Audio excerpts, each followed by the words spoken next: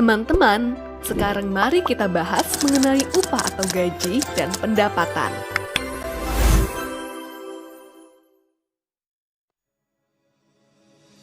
Ada istilah upah atau gaji, yaitu merupakan imbalan yang biasa diterima oleh buruh, karyawan, pegawai selama sebulan yang lalu dari pekerjaannya.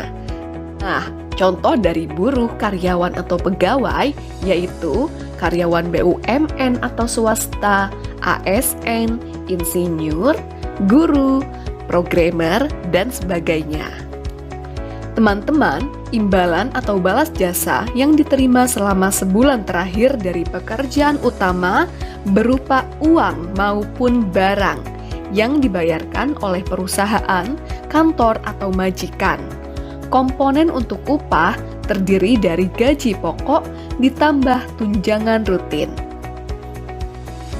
Nah, yang dimaksud dengan gaji pokok adalah imbalan dalam bentuk uang atau barang yang diterima oleh buruh, karyawan, atau pegawai yang ditetapkan dan dibayarkan menurut suatu perjanjian kerja, kesepakatan, atau peraturan perundang-undangan. Uang transport, uang makan, dan upah lembur tidak termasuk ya di dalam komponen upah dan gaji. Sedangkan tunjangan rutin adalah tunjangan yang diberikan secara tetap dan teratur dalam bentuk uang dan barang seperti tunjangan kinerja, tunjangan jabatan, tunjangan kemahalan, dan sebagainya. Tidak termasuk tunjangan yang tidak rutin seperti upah lembur, tunjangan makan, tunjangan transportasi, THR, tunjangan istri dan anak, bonus tahunan, bonus semesteran, bonus kuartalan, bonus prestasi, dan lain-lain. Teman-teman, pekerja yang berstatus buruh atau karyawan atau pegawai yang berkodekan 4, upah atau gajinya harus terisi dan tidak boleh nol. Untuk buruh, pekerja, pegawai yang sementara tidak bekerja seperti sakit, cuti, dan sebagainya, atau baru bekerja, isian upah gaji selama sebulan terakhir tetap harus diisi sesuai dengan perjanjian atau kesepakatan dengan perusahaan, kantor, atau majikan.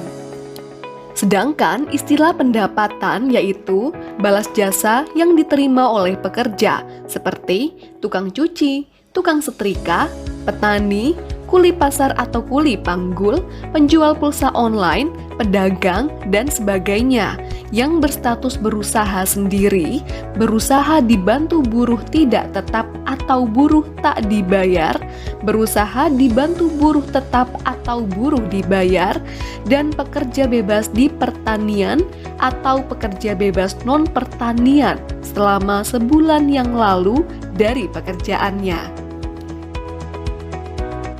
Teman-teman, menurut rekomendasi ILO, International Labour Organization, bahwa penghasilan atau pendapatan terkait pekerjaan wirausaha atau income related to self-employment perlu ditanyakan pada survei ketenagakerjaan.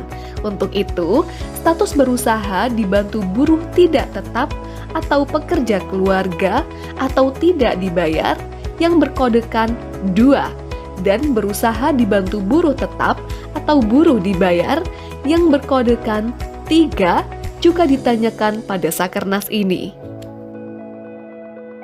Untuk memperoleh isian pendapatan atau penghasilan bersih dapat melalui jawaban langsung dari responden, bisa juga melalui pendekatan omset dari hasil usaha atau dari omset dan persentase keuntungan.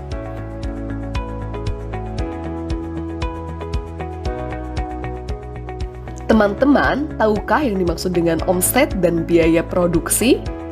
Omset adalah seluruh penghasilan yang diperoleh dari penjualan produk atau jasa atau hasil usaha selama sebulan terakhir. Sedangkan biaya produksi adalah jumlah dari semua biaya yang dibutuhkan dalam kegiatan usaha selama sebulan terakhir. Nah, ini yang termasuk biaya produksi, yaitu biaya bahan baku, biaya pemeliharaan atau perbaikan kecil barang modal, biaya listrik, gas dan air, biaya untuk transportasi, biaya ATK dan lain-lain, biaya buruh atau pekerja. Nah, ini khusus status berusaha dibantu buruh tidak tetap, pekerja keluarga, tidak dibayar, dan berusaha dibantu buruh tetap atau tidak dibayar. Dan yang tidak termasuk biaya produksi yaitu biaya pembelian barang modal atau barang tahan lama untuk penunjang usaha yang tidak habis sekali pakai. Contohnya, tanah, rumah, gedung, kendaraan, mesin, kompor, panci, dan lain-lain.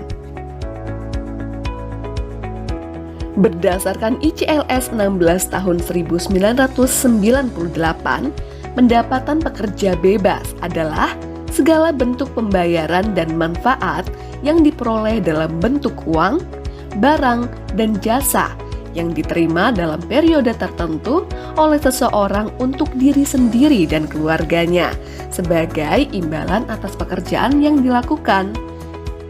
Pembayaran dan manfaat bisa berasal dari pemberi kerja, profit, manfaat jaminan sosial terkait pekerjaan, misalnya program bantuan pemerintah, atau asuransi wajib pemerintah.